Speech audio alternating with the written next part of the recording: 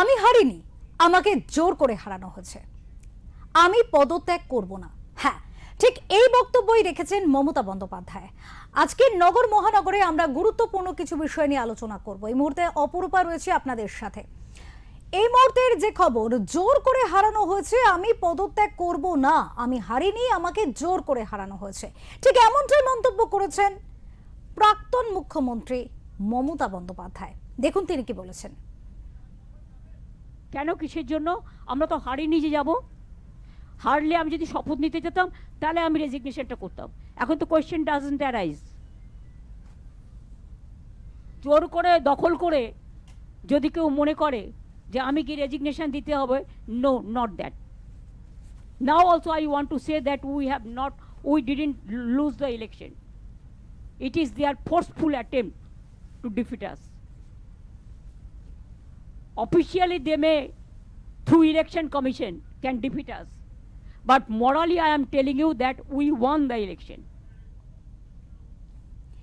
এ বিষয়ে আমরা কথা বলবো আমাদের ওঙ্কার বাংলার এডিটর ইন চিফ বিপ্লব দাসের সাথে। এ বিষয়ে দাদার কাছে আসবো এবং দাদার কাছে এই কথাটাই তুলে ধরবো যে প্রাক্তন মুখ্যমন্ত্রী মমতা বন্দ্যোপাধ্যায়, তৃণমূল সুপ্রিমো, তিনি নির্বাচনের ফলাফল প্রকাশের পর এই মুহূর্তে যখন ফলাফল প্রত্যেকের কাছে ভীষণভাবে স্পষ্ট, গেরুয়া ঝড়ে কার্যত কাত হয়ে গিয়েছে তৃণমূল শিবির, সেখানে তিনি বলছেন যে তিনি পদত্যাগ করবেন না। এর কোনো সাংবিধানিক যৌক্তিকতা সম্ভবত নেই, এমনটাই মনে করছে রাজনৈতিক মহল। কি বলবেন? না দেখো অপরূপা, মমতা বন্দ্যোপাধ্যায় যেটা বলছেন যে তিনি পদত্যাগ করবেন না, তাকে জোর করে হারানো হয়েছে। 100টি আসনে তিনি বলছেন যে তাকে জোর করে হারানো হয়েছে। তো এই প্রশ্ন যদি তিনি করেন তাহলে আমরা একটু 2021 সালের দিকে ফিরে যাই। 2021 সালে যেভাবে কাউন্টিং নিয়ে অভিযোগ উঠেছিল 2021 সালের নির্বাচনে, আইপ্যাকের যারা প্রতিনিধি ছিলেন তারা সরকারি কর্মী হিসেবে তাদের নাম দিয়ে তারা সেখানে প্রবেশ করেছিলেন এবং কিভাবে যে পুরো নির্বাচনী যে গণনা প্রক্রিয়াটাকে প্রহসনে পরিণত করেছিলেন, সেই সব গল্প যারা গণনা কেন্দ্রে ছিলেন বিরোধী দলের, আমরা সাংবাদিক হিসেবে উপস্থিত ছিলাম, তারপর বেরিয়ে তারা যা শুনিয়েছেন, সেখানে যে টর্চারিং করা হয়েছে, যেভাবে মানে স্ল্যাং ইউজ করা হয়েছিল, ঠিক আছে, সেটা কি তিনি ভুলে গেছেন? এটা গেল 1 নম্বর। 2021 সালের ঘটনা। তখনও তো বিজেপি অভিযোগ করেছিল, তিনি কি কোনো অভিযোগ মান্যতা দিয়েছিলেন? বিরোধীরা অভিযোগ করেছিল, মান্যতা দিয়েছিলেন? আজকে তিনি মানুষের রায়, এই যে ল্যান্ডস্লাইড ভিক্টরি, সেই ল্যান্ডস্লাইড ভিক্টরিকে তিনি, মানুষের রায়কে তিনি মাথা পেতে নিচ্ছেন না। অ্যাকচুয়ালি মমতা বন্দ্যোপাধ্যায় যদি দেখো, গত 15 বছরে ক্ষমতার অলিন্দে থাকতে চেয়েছেন। শুধু মানে তাই বলবো না, মানে শুধু যে এ রাজ্যের মুখ্যমন্ত্রী হিসেবে তাই নয়, তিনি যখন এই সাংসদ ছিলেন, সাংসদ হওয়ার পর থেকে তিনি কেন্দ্রের মন্ত্রী হয়েছেন বহুবার। হ্যাঁ, যখনই তিনি মন্ত্রী ছিলেন না বা ক্ষমতায় ছিলেন না, তিনি কিন্তু যেন তেন প্রকারেণ ক্ষমতায় থাকার জন্য তৎপর হয়েছে। একবার তিনি এনডিএ গভর্নমেন্ট থেকে বেরিয়ে এসেছিলেন, তারপরে তিনি ওই কোনো একটা অভিযোগ উঠেছিল, আমার ওই এনডিএর যিনি নেতা ছিলেন, তার নামটা মনে পড়ছে না, তিনি কোথাও দেখানো হয়েছিল বঙ্গারী লক্ষ্মণ সম্ভবত টাকা নিয়েছিলেন, এরকম কিছু একটা ব্যাপার। তিনি বলেছিলেন হাওয়াই চটি, কি মন্ত্রিত্ব আমার হাওয়াই চটি, এরকম কথা বলেছিলেন মমতা বন্দ্যোপাধ্যায়, বলে তিনি মন্ত্রিত্ব ছেড়ে বেরিয়ে চলে এসেছিলেন। তারপরে তার মন্ত্রিত্ব ছিল না। তারপরে বেশ কিছুদিন বাদে তিনি আবারও কংগ্রেসের সঙ্গে তিনি হাত ধরেন। তারপরে তিনি আবার কংগ্রেস থেকে বেরিয়ে যান, কারণ ক্ষমতায় নেই। তাই তিনি সঙ্গে সঙ্গে আবারও বিজেপির হাতে পায়ে ধরে তিনি এনডিএতে যোগদান করেন এবং সম্ভবত তিনি রেলমন্ত্রী থেকে পদত্যাগ করেছিলেন। তারপরে তিনি আবারও হাতে পায়ে ধরার পরে তাকে কয়লা দপ্তরের মন্ত্রী করা হয়েছিল। তো তিনি এই যে গত 15 বছরের মুখ্যমন্ত্রী পদে ছিলেন, তিনি এই ক্ষমতা যে তার থেকে চলে গেছে, মানুষ যে তার থেকে ক্ষমতা কেড়ে নিয়েছে, নবান্ন 14 তলা থেকে তাকে ওই গঙ্গায় ছুঁড়ে ফেলা হয়েছে, তিনি এটা মেনে নিতে পারছেন না। তাই তিনি বলছেন আমি পদত্যাগ করব না, আমাকে হারিয়ে দেওয়া হয়েছে। যদি মানুষের রায় যে মাথা পেতে নেয় না, তিনি সংবিধান ছুঁয়ে শপথ করেছিলেন, সেই সংবিধান ছুঁয়ে শপথ করার পরে তিনি যদি আজকে সেই সংবিধানকে মান্যতা না দেন, তাহলে সেটা তো কিছু বলার নেই। মানুষই এর বিচার করবে। মানুষের বিচার করেছে, আগামী দিনে তৃণমূল কংগ্রেসের সলিল সমাধি হবে। যদি না তিনি এই এই এই সিদ্ধান্ত নেন যে আমি করবো না, উনি যদি পদত্যাগ না করেন, কোন রকম সাংবিধানিক সংকট তৈরি হবে না। কারণ নির্বাচন হয়ে গেছে, নির্বাচন কমিশন রাষ্ট্রপতির কাছে এবং রাজ্যপালের কাছে পুরো নামটা দিয়ে দেবে যে এতজন বিধায়ক এই হয়েছে। এবার রাজ্যপাল বলবেন, ডাকবেন যে ঠিক আছে, এর মধ্যে নির্বাচন যখন হয়ে গেছে আপনারা একটা ডেট ঠিক করুন, সেই ডেটে শপথ হবে এবং রাজ্য মন্ত্রিসভা গঠন হবে। এই জন্য কোনো মানে কোনো রকম সাংবিধানিক সংকট তৈরি হবে না। আর মমতা বন্দ্যোপাধ্যায় কোনোদিনই সংবিধানকে মানেননি। তিনি তার যখন তিনি বিপদে পড়েন তখন তিনি সংবিধানের কথা বলেন, তখন তিনি গণতন্ত্রের কথা বলেন, তখন তিনি হাইকোর্টের কথা বলেন, তখন তিনি সুপ্রিম কোর্টের কথা বলেন। আমরা দেখেছি এসআইআর নিয়ে তিনি হাইকোর্ট সুপ্রিম কোর্ট গেছেন, কিন্তু হাইকোর্টের রায়কে তিনি ডিএ মামলা মান্যতা দেননি, সুপ্রিম কোর্টে গেছেন। সুপ্রিম কোর্ট যখন তাকে বলেছে যে ডিএ দিতে হবে, তখন তিনি ডিএ দেননি। এই হচ্ছে মমতা বন্দ্যোপাধ্যায়ের চিরকালীন একটা স্বভাব। তিনি সেই স্বভাবটা ধরে রাখতে চাইছেন ক্ষমতার জন্য। একই জিনিস তিনি দেখালেন, তিনি যে দৃষ্টান্তটা দেখাতে চাইছেন পশ্চিমবঙ্গে, এইটা কোনো সাংবিধানিক মানে কোনো মান্যতা নেই। এটার কোনো মানে খুব খারাপ জিনিস করছেন। এটা যেটা হচ্ছে আগামী দিনে তার দলের সলিল সমাধি হবে, আমি এটা বলছি। অপরূপা, একেবারে দাদা, এক্ষেত্রে আরো একটি বিষয় যেহেতু চর্চায় উঠে আসছে, ভোটের ফলাফল স্পষ্ট হতে রাজ্যের কিন্তু বিভিন্ন জায়গায় শুরু হয়েছে রাজনৈতিক হিংসা। বেশ কিছু তথ্য কিন্তু উঠে আসছে বিভিন্ন জায়গা থেকে। পরাজিত দলের পার্টি অফিস দখল, ভাঙচুর, ব্যক্তি হামলা, এমনকি একজনের মৃত্যুর খবরও মিলছে। এই পরিস্থিতিতে রাজনৈতিক প্রতিহিংসার ঘটনা যাতে আর না বাড়ে, তার বিরুদ্ধে ইতিমধ্যেই বার্তা দিয়েছে বিজেপির রাজ্য সভাপতি শ্রমিক ভট্টাচার্য। বিধাননগরে দলীয় বৈঠক থেকে তিনি বলেছেন। পাশাপাশি যেটা অভিযোগ উঠে আসছে, সেই অভিযোগের প্রেক্ষিতে কিন্তু এই বিষয়টাও বলা হচ্ছে যে তৃণমূলের যারা তৃণমূল আশ্রিত দুষ্কৃতী, তারাই কিন্তু বিজেপির ঝান্ডা নিয়ে এবং বিজেপির পতাকা হাতে কার্যত বিজেপিকে বদনাম করার একটা প্রয়াস করছেন, এমনটাও কিন্তু বার্তা উঠে আসছে বিজেপির তরফ থেকে। এবং স্বাভাবিকভাবেই আইন শৃঙ্খলা নিয়ে এই মুহূর্তে একটা প্রশ্ন উঠে আসছে, এ বিষয়ে জানবো। দেখো, এখন আইন শৃঙ্খলা এই যে বিষয়টার কথা বলা হচ্ছে, এখন যে আইন শৃঙ্খলা নিয়ে একটা প্রশ্ন উঠছে, অভিযোগ উঠছে, এখন বিরোধী দল তো তৃণমূল কংগ্রেস, হ্যাঁ, তো সেটা স্বাভাবিক উঠবে। কিন্তু আমি যদি আবার ওই 2021 সালে ফিরে যাই, 2রা মে 2021 সাল, যখনই নির্বাচনের ফলাফল ঘোষিত হয়েছে, তারপর কলকাতার রাস্তায় একজন যুবককে পিটিয়ে মেরে দেওয়া হয়েছিল। আমরা জানি সেই ঘটনার কথা, সম্ভবত বেলেঘাটায়, অভিজিৎ তার নাম। তো তার শহীদ বেদি তৈরি হয়েছে। শুধু তাই নয়, প্রায় বহু মানুষকে ঘরছাড়া হতে হয়েছিল, বহু মানুষকে তাদের বাসস্থান মানে বাড়ি ঘর ভেঙে দেওয়া হয়েছিল, আগুন ধরিয়ে দেওয়া হয়েছিল, দোকান পুড়িয়ে দেওয়া হয়েছিল। শুধু তাই নয়, তারা পড়শি রাজ্য আমাদের ত্রিপুরা, আসাম, এসব রাজ্যে তারা পালিয়ে যেতে বাধ্য হয়েছিল। 29 জন না 26 জন মহিলা ক্যামেরার সামনে এসে বলেছেন তাদেরকে ধর্ষণ করা অভিযোগ তুলেছিলেন। এবং কতজন প্রাণ গেছে সেটা মমতা বন্দ্যোপাধ্যায় নিজে জানেন। তো এখন পর্যন্ত 24 ঘন্টা প্রায় অতিক্রম। আমি বলবো বিজেপির শীর্ষ নেতৃত্ব কিন্তু মানে ফল প্রকাশের 2 দিন আগে থেকেই কিন্তু সংযম কথাটা প্রত্যেক কেন্দ্রীয় থেকে শুরু করে রাজ্য স্তরের সমস্ত নেতারা কিন্তু একই কথা বলে গেছেন, সংযমী থাকতে হবে, সংযম থাকবে সবাই। এবং গতকাল কিন্তু কোনো ঘটনা সেভাবে ঘটেনি, 2-1টা ছোটখাটো ঘটনা কিছু কিছু জায়গায় ঘটেছে। পার্টি অফিসগুলো দখল হয়েছে, কিছু কিছু জায়গায় পুড়িয়ে দেওয়া হয়েছে। কিন্তু তোমাকে বলে দিই, আমি নিজে প্রত্যক্ষদর্শী, আমার এলাকার বেশ কিছু জায়গায় আমি দেখেছি যারা তৃণমূলের নিচু স্তরে যারা কর্মী, যারা এই তৃণমূলের হয়ে এইসব এই 2 নম্বরই ভোটগুলো দিত, তাদের আজকে দেখলাম বাইকে করে সমস্ত জায়গাতে বাইকে করে তারা হঠাৎ করে রাতারাতি বিজেপি হয়ে গেছে। তারা এই পার্টি অফিসগুলো দখল করছে, তারা ভাঙছে। আমি দায়িত্ব নিয়ে বলছি, আমি নিজে দেখেছি এবং বিভিন্ন জেলাতে খবর নিয়েছি, ঠিক একই কথা।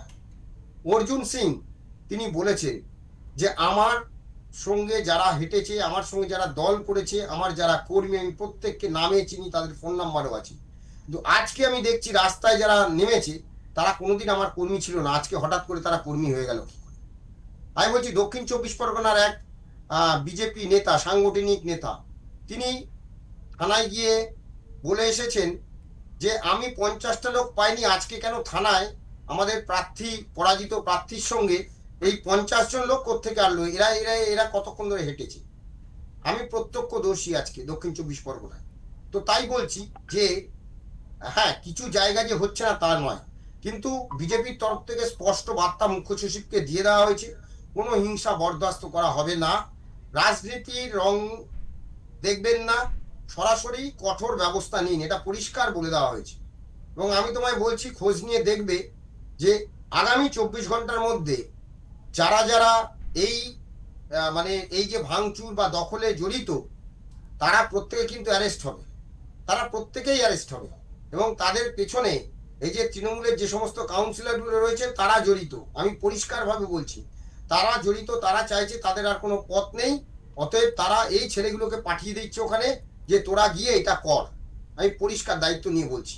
তো তাই বলছি যে যে ঘটনা ঘটছে সেটা কিন্তু বিজেপি কর্মীরা করছে না, কারণ বিজেপির লোক কোথায়? নিজেরাই তো বলেছে বিজেপির কোনো সংগঠন নেই, এতদিন বলেছে বিজেপির বুথে বসার লোক ছিল না, তাহলে তারা গিয়ে ভাঙচুর করবে? এটা সম্ভব নাকি? মানুষ ভোট দিয়েছে, সাধারণ মানুষ ভোট দিয়ে জিতিয়েছে, মানুষ ভোট দিতে পারছিল না, ভোট দিয়ে জিতিয়েছে। যারা ভাঙচুর করছে তারা তৃণমূলের আশ্রিত, তারা রাতারাতি এসে বিজেপিতে নাম্বার বাড়ানোর জন্য এসব ঘটনা ঘটছে। পুলিশকে কঠোরভাবে নির্দেশ দেওয়া হয়েছে যে ইমিডিয়েট অ্যারেস্ট করার জন্য যারা যারা এই ঘটনা ঘটাচ্ছে, এবং আমি বলছি আগামী 24 ঘন্টার মধ্যে প্রত্যেকে অ্যারেস্ট হবে। দাদা, এক্ষেত্রে পুলিশ মহল থেকে কিন্তু একটা স্বস্তির নিঃশ্বাস পড়েছে। তার কারণ হচ্ছে যে পুলিশ নিজেদের প্রশাসনিক চাপে পড়ে কার্যত নিজেদের নামের পাশে দলদাস তকমা পেয়ে গেছিল বা তাদের বাধ্য করা হয়েছিল, তাদেরই এবার বিজেপি আসার পরে, বিজেপির সরকার আসার পরে তাদেরকেই বলা হচ্ছে যে আপনারা কোনো দল দেখবেন না, রং দেখবেন না, প্রশাসনিকভাবে তৎপর থাকুন, যেখানে অন্যায় দেখবেন। তোমার প্রশ্নটা খুব ভালো প্রশ্ন, খুব ভালো প্রশ্ন। আমি বলি, আমি এই প্রসঙ্গে আবারও বলি, আমি যেহেতু একটি থানায় উপস্থিত ছিলাম আজকে দক্ষিণ 24 পরগনায়, শুধু তাই নয়, আমার বহু মানে পুলিশ কর্মী আছেন যারা উচ্চ পদে কর্মরত, তারা স্বস্তির নিঃশ্বাস ফেলেছেন। মানে আমি বলছি যে নির্বাচনের কয়েকদিন আগেই আমি বিভিন্ন জায়গায় ঘুরেছিলাম, থানায় গেছিলাম, এবং সেখানে যে সমস্ত পুলিশের মানে কর্তা বা আধিকারিক যারা ছিলেন, তাদের একটাই কথা যে হাওয়া কি বুঝছেন, তারা কিন্তু বারবার একটাই, তারাই চাইছিলেন এই সরকারটা যাক, তৃণমূল সরকার যাক। কারণ যেভাবে তাদের কাজ করতে হচ্ছিল উপরওয়ালার নির্দেশে, হ্যাঁ, তারা চায়নি, নিচুর তলার পুলিশ কর্মীরা চায়নি, ইন্সপেক্টর যারা আইসি বা ওসি সেই লেভেল থেকে শুরু করে নিচের যারা এসআই এএসআই এবং কনস্টেবল বা অন্যান্য যারা, তারা কেউ চায়নি যে এই রকম ভাবে কাজ করতে হবে, তাদের কেউ রাজি নয়। কিন্তু আজকে তারা স্বস্তি নিঃশ্বাস ফেলেছে। আমি বলছি অন্তত আমার কাছে অন্তত 10 জন পুলিশ কর্তা, মানে সিনিয়র পদে কর্মরত, তারা আমাকে বলেছে, আমি বলেছিলাম যে হ্যাঁ এবার বদল হওয়ার সম্ভাবনা আছে, বদল হবে। বলেছিলেন 4 তারিখে আপনি কি খেতে চাইবেন, খাওয়াবো, মানে এই হচ্ছে তাদের মানে। এবং গতকাল আমাকে রাত্রে অন্তত 5 জন ফোন করে কনগ্রাচুলেশন জানিয়েছেন যে আপনি যেটা বলেছিলেন সেটা কিন্তু মিলে গেছে। তাই বলছি যে পুলিশ স্বস্তি নিঃশ্বাস ফেলেছে, বিশেষ করে নিচুতলার পুলিশ কর্মীরা। তারা চাইছিল না এতদিন এইভাবে তৃণমূলের দলদাস হয়ে যে কাজ তারা করেছে, তারা বলছে যে এখন তারা বলছে যে সত্যি আমাদের বাধ্য করা হয়েছিল এসব কাজ করতে, যে আমরা উর্দি পড়ে আছি, এই উর্দির কলঙ্ক আমাদের বহন করতে হয়েছে। আমরা যে শপথ নিয়ে পুলিশের চাকরিতে জয়েন করেছিলাম, সেই মানে আমরা দেখেছি যে তাতে কলঙ্কের দাগ লেগেছে। তাই আমরা চাই, আমরা স্বস্তির নিঃশ্বাস পেয়েছি, পুলিশ কিন্তু এই একদম স্বস্তির নিঃশ্বাস ফেলেছে, এটা বলাই যায় একেবারে। এবার রাজ্যের যে রাজনৈতিক পালাবদল, এবার সবচেয়ে গুরুত্বপূর্ণ জিজ্ঞাসা এখানে রয়েছে যে পরবর্তী মুখ্যমন্ত্রী কে হচ্ছেন, কারণ নির্বাচনী প্রচারে তেমন কোনো মুখ কিন্তু রাখেনি বিজেপি। তারা জিতলে কে হবেন মুখ্যমন্ত্রী সেই বিষয়েও কিন্তু বিজেপি একটি কথাও বলেনি, বরং দলের প্রচারে এসে নরেন্দ্র মোদী বলেছিলেন সব আসনেই তিনি তাকে ভোট দেওয়ার আহ্বান জানিয়েছিলেন। তাই বিপুল সংখ্যাগরিষ্ঠতা নিয়ে বিজেপি রাজ্যে পালাবদল ঘটালেও কে হবেন মুখ্যমন্ত্রী সেই বিষয়ে কিন্তু কেন্দ্রীয় নেতৃত্ব তারা সিদ্ধান্ত হয়তো নেবেন, কিন্তু এই নিয়ে জল্পনা রীতিমতো বলা যেতে পারে। রেলের কামরা থেকে শুরু করে স্টেশন থেকে শুরু করে চায়ের দোকান এবং রাস্তাঘাট সর্বত্র কিন্তু একটাই জল্পনা, একটাই প্রশ্ন ঘুরছে যে পরবর্তী মুখ্যমন্ত্রী বঙ্গে কে হবে, কে দৌড়ে এগিয়ে। হ্যাঁ, পশ্চিমবঙ্গের মুখ্যমন্ত্রী কে হবেন এই জল্পনা চলবেই। এই জল্পনা 2021 সালেও ছিল, ভোটের আগে ছিল। আমরা যদি দেখি যে যদি একটু 77 সালের আগের ঘটনাগুলো দেখি, বামেদের সময় কিন্তু কে মুখ্যমন্ত্রী হবে কেউ সেরকম ভাবে কিন্তু ঠিক ছিল না। 77 সালে যে পরিবর্তন হয়েছিল আমরা ছোট, আমরা শুনেছি বড়দের মুখে। তারপরে 2011 প্রত্যক্ষদর্শী মমতা বন্দ্যোপাধ্যায়ের সাংবাদিক হিসেবে মমতা বন্দ্যোপাধ্যায় 25খানা সভা করেছিলেন উত্তরবঙ্গে। সে 25খানা সভায় ছিলাম, দেখেছি মানুষের কি উৎসাহ ছিল মমতা বন্দ্যোপাধ্যায়কে নিয়ে। আর 2026-এও আমি দেখলাম যে মমতা বন্দ্যোপাধ্যায়কে নিয়ে মানুষের কি উৎসাহ এবং তার পিছনেও কি কারণ এবং কিভাবে মানুষ তাকে ছুটে ফেলে দিল। এবারে যদি মুখ্যমন্ত্রীর কথায় আসি তাহলে বলবো 77 সালে কে মুখ্যমন্ত্রী হবেন কেউ জানতো না। আসলে আমরা এই বাংলায় একটা মিথ হয়ে গেছিল, একটা মুখ চাইছিলাম জ্যোতি বসু, মানে আমাদের প্রজন্ম থেকে বলছি। জ্যোতি বসুকে আমরা দেখেছি, তার আগে তো আমরা দেখিনি। জ্যোতি বসুকে দেখেছি, তারপরে আমরা কাকে দেখলাম, বুদ্ধদেব বাবুকে দেখলাম, তারপরে মমতা বন্দ্যোপাধ্যায়কে দেখলাম। এই যে তিনজনকে দেখলাম তিন রকম। কিন্তু যদি যারা রাজনীতি নিয়ে চর্চা করেন তারা জানেন, বা আমরাও বহুবার এটা নিয়ে দেখেছি, যে বিজেপি 2014 সালে যখন নরেন্দ্র মোদী প্রধানমন্ত্রী হন তারপর থেকে প্রায় 23টা রাজ্যে ক্ষমতায় দখল করলো। 23-24টা সম্ভবত হবে এটা নিয়ে, যাই হোক। তো এইখানে কোন রাজ্যে কিন্তু মুখ্যমন্ত্রী মুখ করে নির্বাচন হয়নি। তাই এই রাজ্যেও 21-এও হয়নি, 26-এও হয়নি। মুখ একজনই, তিনি হচ্ছে প্রধানমন্ত্রী। প্রধানমন্ত্রীর মুখে নির্বাচন হয়েছে। একটাই কথা, সেটা হচ্ছে রাজ্যে চাই, মানে রাজ্যে ডাবল ইঞ্জিন সরকার, অর্থাৎ কেন্দ্রীয় যে সরকার রাজ্যেও সে সরকার। এটা ছিল স্লোগান। অর্থাৎ নরেন্দ্র মোদী মুখ, রাজ্যের মুখ, কেন্দ্রেরও মুখ। এটা কিন্তু সারা রাজ্যে কাজ দিয়েছে। 21-এ হয়তো কাজ দেয়নি, এবারে কিন্তু কাজ দিল। তাই এবং অন্যান্য রাজ্যে যদি বিহারের কথা বলা হয়, বিহারেও কিন্তু যে নীতিশ কুমার মুখ্যমন্ত্রী হবে এনডিএর তরফে কিন্তু ঘোষণা করা হয়নি ভোটের আগে। তুমি যদি অন্যান্য রাজ্যেও দেখো, মহারাষ্ট্রেও দেখো, ঘোষণা করা হয়নি কিন্তু যে ইনি মুখ্যমন্ত্রী হবে। অন্যান্য যে স্টেটে, তুমি যদি গুজরাট দেখো, ভোটের আগে কিন্তু ঘোষণা করা হয়নি। দিল্লিতেও কিন্তু কে মুখ্যমন্ত্রী হবে ঘোষণা করা হয়নি। উড়িষ্যা, সেখানেও কিন্তু বলা হয়নি কে মুখ্যমন্ত্রী হবে। মুখ একটাই, নরেন্দ্র মোদী। তা কিন্তু এই যে রাজ্যগুলোর কথা বললাম, সবকটা রাজ্যে কিন্তু মুখ্যমন্ত্রী হচ্ছেন সেখানকার স্কুলে পড়া, সেখানকার মানে কি বলবো, সেখানেই তার জন্মভূমি, ঠিক আছে, সেই মানুষকে কিন্তু মুখ্যমন্ত্রী করা হচ্ছে। তেমনি এই রাজ্যেও সেই মুখ্যমন্ত্রী হবে যিনি এই রাজ্যের বাসিন্দা, বাংলায় কথা বলেন, বাংলার সংস্কৃতি সম্পর্কে জানেন, বাংলায় স্কুলে পড়াশোনা করেছেন। এটা কিন্তু ঘোষিত। এবারে আসি যে কে হতে চলেছেন এ রাজ্যের মুখ্যমন্ত্রী। হ্যাঁ, এইটা নিয়ে কিন্তু একটা জল্পনা আছে। 2021 সালে আবার টানতে হচ্ছে। 2021 সালে মুখ্যমন্ত্রী মমতা বন্দ্যোপাধ্যায়কে, দুবারের মুখ্যমন্ত্রী মমতা বন্দ্যোপাধ্যায়কে পরাজিত করেছেন 1,9,5,6 ভোটে শুভেন্দু অধিকারী নন্দীগ্রামে পরাজিত ঘটেছে। মুখ্যমন্ত্রী পরাজিত হয়েও তিনি, বললাম না, ক্ষমতার থেকে থাকতে পারেন না, প্রথমেই বলেছি। তো এই ক্ষমতা থেকে থাকতে পারেন না, তিনি তাড়াতাড়ি শপথ নিয়ে নিয়েছেন। শপথ নিয়ে তিনি কি করলেন, শোভনদেব চট্টোপাধ্যায়কে ভবানীপুরে রেখেছিলেন, হ্যাঁ, ফিল ইন দ্য ব্ল্যাঙ্কস। এবারে ওইটাকে সরিয়ে দিলেন। আবার সরিয়ে উনি ওখানে তড়িঘড়ি জয়ী হয়ে 6 মাসের মধ্যে তিনি পুনর্নির্বাচিত হয়ে আবার ওখানে চলে গেলেন। খড়দহে পাঠিয়ে দেওয়া হলো। ওখানে একজন তৃণমূলের যিনি বিধায়ক মারা গেছিলেন, ওইখানে শোভনদেব চট্টোপাধ্যায়কে বিধায়ক করা হলো, জিতিয়ে আনা হলো। তো তেমনই এইবারে ভেবেছেন যে এবার তো ভবানীপুর, এবার ভবানীপুরে যে এমন কঠিন, মানে এই যে 2024-এর পর থেকে বিজেপি যে গেম প্ল্যান সাজিয়েছিল, মমতা বন্দ্যোপাধ্যায়কে হারাতে হবে, তবেই তৃণমূলকে হারানো যাবে।